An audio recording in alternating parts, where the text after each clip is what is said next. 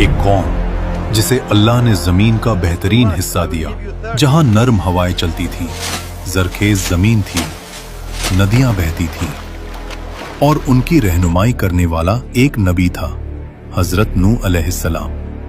मगर सोचो, ना 10 साल ना 50 साल, पूरे 950 साल तक एक ही शख्स, एक ही पैगाम, एक ही कौम को समझाता रहा, सिर्फ अल्लाह की इबादत करो वरना अजाब आएगा।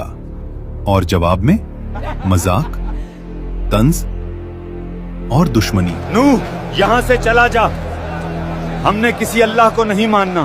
फिर एक दिन आसमान ने अपने दरवाजे खोल दिए, जमीन ने अपने छुपाए हुए चश्मे फूट दिए,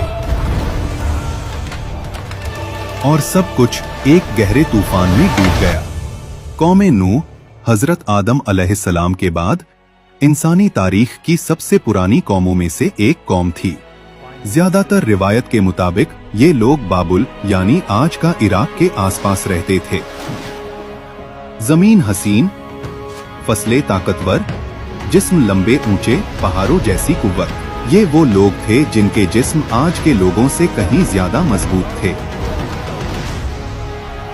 लेकिन फिर एक नई फितरत पैदा हुई, शिर्क का बीज उगने लगा। कौम नूह के पास हर चीज थी, मगर सबसे बड़ी नेमत तौहीद वो भूल गए।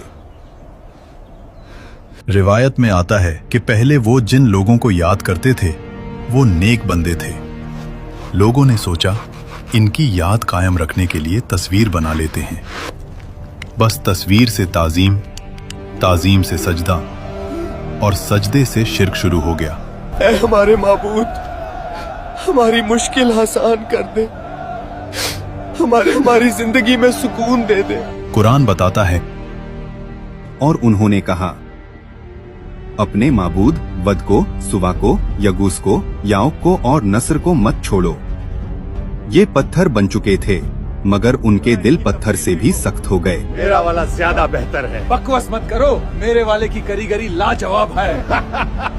इसी कौम के हवाले से कुछ रिवायतों में एक और अजीब हस्ती का जिक्र मिलता है, ओज बिन अनूक।